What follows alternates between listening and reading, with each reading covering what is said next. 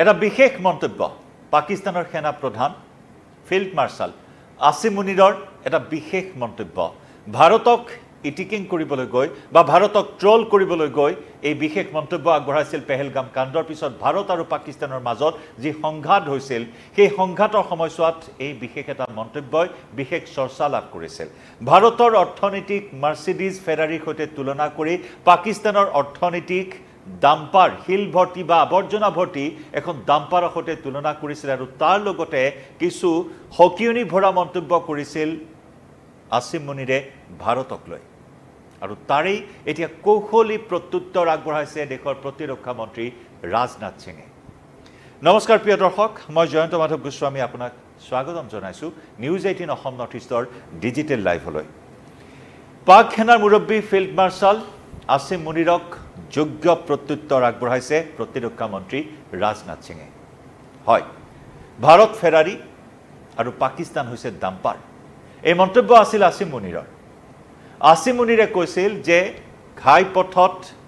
ভাৰতৰ অৰ্থনীতি মাৰ্চিডিজৰ দৰে জিলিকি দুৰন্ত গতিত দৌৰিছে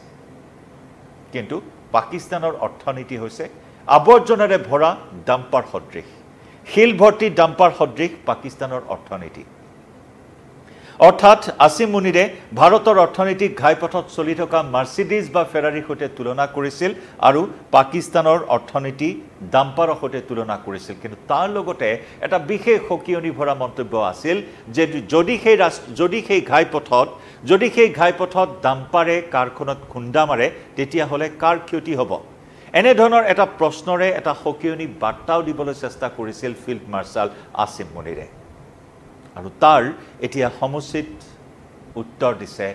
প্ৰত্যুত্তৰ দিছে ভাৰতৰ প্ৰতিৰক্ষা মন্ত্ৰী ৰাজনাথ সিঙে প্ৰথমে কৈছে যে আসিম মুনিৰৰ যি মন্তব্য আছিল আসিম মুনিৰৰ মন্তব্যক সমালোচনাৰ বিষয় হিচাপে লোৱা নাই ভাৰতে বা আসিম মুনিৰৰ সেই মন্তব্যক ভাৰতে সমালোচনাৰ বিষয় হিচাপেও বিবেচনা নকৰে কিন্তু যে ট্ৰল কৰিবলৈ চেষ্টা কৰা হৈছিল সেই ট্ৰলক সহজভাৱে গ্ৰহণ কৰা নাই এই মুহূৰ্তত ভাৰতৰ প্ৰতিৰক্ষা মন্ত্ৰী ৰাজনাথ সিঙে ইতিমধ্যে কৈছে যে আমি ঐতিহাসিক দৃষ্টিৰে ইয়াৰ আঁৰত থকা গুৰুতৰ হকিয়নিক গুৰুত্ব নিদিওঁ তেতিয়াহ'লে ইয়ে আমাৰ কাৰণে উদ্বিগ্নতাৰ বিষয় হৈ পৰিব পাৰে আসিম মুনিৰৰ সেই মন্তব্যৰ আঁত ধৰি প্ৰতিৰক্ষা মন্ত্ৰী ৰাজনাথ সিঙে কয় যে যদি আমি ঐতিহাসিক দৃষ্টিৰে ইয়াৰ আঁৰত থকা গুৰুতৰ হকিয়নিৰ কথা আমি গুৰুত্ব নিদিওঁ তেতিয়াহ'লে ইয়ে আমাৰ কাৰণে উদ্বিগ্নতাৰ বিষয় হৈ পৰিব পাৰে পাক সেনাৰ মুৰব্বী ফিল্ড মাৰ্শাল আসিম মুনিৰে দেশখনৰ অৰ্থনীতিক আমি ইতিমধ্যে জনাইছো যি গুৰুত্বপূৰ্ণ মন্তব্য কৰিছিল যি ভাৰতৰ গৰিহণা দিবলৈ চেষ্টা কৰিছিল আৰু তাৰে সমুচিত প্ৰত্যুত্তৰ আগবঢ়াই আসিম মুনিৰৰ সেই বক্তব্যক এতিয়া ভাৰতৰ প্ৰতিৰক্ষা মন্ত্ৰীগৰাকীয়ে এনেদৰে কৌশলী মন্তব্য কৌশলী উত্তৰেৰে গৰিহণা দিয়া পৰিলক্ষিত হৈছে পাকিস্তানৰ অৰ্থনীতি আৱৰ্জনাৰে ভৰা ট্ৰাক বুলি মন্তব্য কৰা সেনাৰ মুৰব্বী ফিল্ড মাৰ্শাল আসিম মুনিৰক সমালোচনা কৰি কেন্দ্ৰীয় প্ৰতিৰক্ষা মন্ত্ৰীগৰাকীয়ে এই মন্তব্য কৰিছে যে আসিম মুনিৰৰ বক্তব্যক সমালোচনাৰ বিষয় হিচাপে আমি বিবেচনা নকৰোঁ যদিহে ঐতিহাসিক দৃষ্টিৰে ইয়াৰ আঁৰত থকা গুৰুতৰ হকিয়নিক গুৰুত্ব প্ৰদান নকৰোঁ তেতিয়াহ'লে ইয়ে আমাৰ কাৰণে উদ্বিগ্নতাৰ বিষয় হৈ পৰিব পাৰে যদি আমি ইয়াক গুৰুত্ব দিওঁ আৰু ইয়াৰ কাৰণে সাজু হওঁ তেতিয়াহ'লে ভাৰতে পাকিস্তানৰ হকিয়নিৰ যথোচিত প্ৰত্যুত্তৰ দিবলৈ সক্ষম হ'ব বুলিও ৰাজনাথ সিঙে মন্তব্য কৰা পৰিলক্ষিত হ'ল এটা বিশেষ অনুষ্ঠানত আমি ইতিমধ্যে জনাইছো যে পাক সেনাৰ মুৰব্বী আসিম মুনিৰে কৈছিল যে ভাৰত এতিয়া উজলিছে ঘাইপথত মাৰ্চিডিজৰ লেখিয়া ফেৰাৰী লেখিয়া আৰু কিন্তু তেওঁলোকে আৱৰ্জনাৰে ভৰা ডাম্পাৰৰ দৰে আগবাঢ়িছে পাকিস্তানে এই কথা উল্লেখ কৰিছিল তাৰ লগতে কৈছিল যদি ট্ৰাকখনে ঘাইপথত কাৰখনত খুন্দা মাৰে কাৰ বেছি ক্ষতি হ'ব সেই প্ৰশ্ন এক প্ৰকাৰ ভাৰতলৈ এৰিছিল এতিয়া তাৰ প্ৰত্যুত্তৰ দিছে প্ৰতিৰক্ষা মন্ত্ৰী ৰাজনাথ সিঙে কৈছে যে পাকিস্তানৰ অৰ্থনীতি আৱৰ্জনাৰে ভৰা ডাম্পাৰৰ লেখিয়া বুলি ভাৰতে ক'ব বিচৰা নাই পাকিস্তানে নিজে নিজৰ উত্তৰ দিছে পাকিস্তানে নিজৰ স্বৰূপ উদঙাইছে দুইখন দেশেই একে সময়তে স্বাধীন হৈছিল এখন দেশ ফেৰাৰীৰ দৰে আগবাঢ়িছে এখন দেশৰ অৰ্থনীতি ফেৰাৰীৰ দৰে দ্ৰুত গতিত আগবাঢ়িছে আৰু আনখন শিল ভৰ্তি আৱৰ্জনা ভৰ্তি ডাম্পাৰৰ দৰে বুলি পাকিস্তানে নিজে নিজৰ স্বৰূপ প্ৰকাশ কৰিছে ভাৰতে নিজৰ কঠোৰ পৰিশ্ৰম শুদ্ধ নীতি আৰু দূৰদৰ্শিতাৰে দূৰদৃষ্টিৰে এনেধৰণে সফল হ'বলৈ সক্ষম হৈছে ফেৰাৰী সদৃশ অৰ্থনীতি এটা দাঙি ধৰিবলৈ সক্ষম হৈছে নিজৰ কঠোৰ পৰিশ্ৰম সঠিক নীতি শুদ্ধ নীতি আৰু দূৰদৃষ্টিৰ জৰিয়তে আজি ভাৰতৰ অৰ্থনীতি দুপদদুপে আগবাঢ়িছে বিশ্বৰ চতুৰ্থ বৃহৎ অৰ্থনীতি হিচাপে প্ৰতিষ্ঠা লাভ কৰিছে অতি শীঘ্ৰে বিশ্বৰ তৃতীয় বৃহৎ অৰ্থনীতিৰ দেশ হিচাপেও পৰিগণিত হ'বলৈ লক্ষ্য লৈছে ভাৰতে গতিকে পাকিস্তানে তেওঁলোকৰ এয়া নিজৰ বিফলতা নিজে প্ৰকাশ কৰিছে পাক সেনাৰ মুৰব্বীয়ে ইছলামাবাদৰ স্বৰূপ প্ৰকাশেৰে দিয়া স্বীকাৰোক্তি ভাৰত এখন ফেৰাৰী আৰু পাকিস্তান এখন ডাম্পাৰ নিশ্চিতকৈ প্ৰকৃত সত্য বুলিও ৰাজনাথ সিঙে প্ৰকাশ কৰিছে গতিকে এয়া তেওঁলোকৰ নিজৰ ব্যৰ্থতা আন্তঃৰাষ্ট্ৰীয় পৰ্যায়ত মুনিৰে সন্মুখীন হোৱা ট্ৰলিঙৰ কথা উল্লেখ কৰি ৰাজনাথ সিঙে লগতে কৈছে যে এনে মন্তব্যক সহজভাৱে লোৱা বা আওকাণ কৰা উচিত নহয় ভাৰতৰ বাবে কাৰণ মুনিৰে ইতিমধ্যে কৈছে ঘাইপথত যদি ডাম্পাৰে কাৰখনত খুন্দিয়াই কাৰ বেছি ক্ষতি হ'ব গতিকে তাৰ আলম লৈ ৰাজনাথ সিঙে কয় যে এনে মন্তব্যক সহজভাৱে লোৱা বা আওকাণ কৰা উচিত নহয় যদি আমি গুৰুত্বৰ সতৰ্কবাণীৰ আঁৰৰ ঐতিহাসিক ইংগিতক গুৰুত্ব নিদিওঁ তেন্তে ই আমাৰ বাবে চিন্তাৰ বিষয় হৈ পৰিব পাৰে উদ্বেগৰ বিষয় হৈ পৰিব পাৰে যদি আমি ইয়াৰ প্ৰতি মনোযোগ দিওঁ তেন্তে ভাৰতে এনে সতৰ্কবাণীৰ উপযুক্ত উত্তৰ দিবলৈ সক্ষম হ'ব এক অনুষ্ঠানত ভাষণ দি প্ৰতিৰক্ষা মন্ত্ৰীগৰাকীয়ে কৈছে যে মই আসিম মুনিৰৰ এই বক্তব্য স্বীকাৰোক্তি হিচাপে গ্ৰহণ কৰিছোঁ স্বীকাৰোক্তি অৰ্থাৎ পাকিস্তানৰ অৰ্থনীতি যে পুতৌজনক পয়া লগা তাক স্বীকাৰোক্তি হিচাপে গণ্য কৰাৰ কথা উল্লেখ কৰিছে ৰাজনাথ সিঙে তেওঁৰ বক্তব্যক মই কেৱল ট্ৰল হিচাপে গণ্য কৰা নাই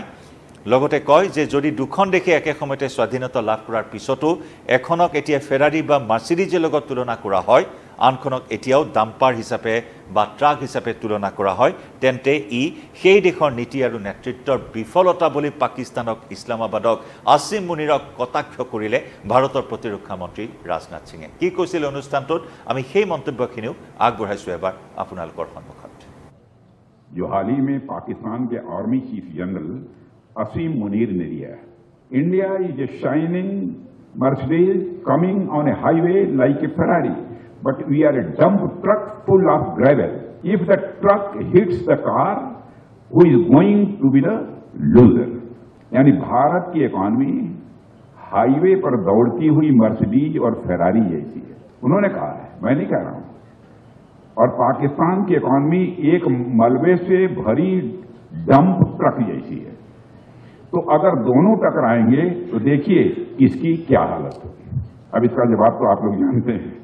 साथियों अब इस बयान पर पाकिस्तान के अंदर भी और पूरी दुनिया में असीम मुनीर को खूब ट्रोल किया गया सबने यही कहा कि अगर दो देश एक साथ आजाद हुए और एक देश ने कड़ी मेहनत सही नीतियों और दूरदृष्टि से फेरारी जैसी अर्थव्यवस्था बनाई और दूसरा अभी भी डंपर की स्थिति में है यह उनकी अपनी नाकामी है मैं असीम मुनीर के इस बयान को एक कन्फेशन के रूप में मैं मानता हूं देखता हूं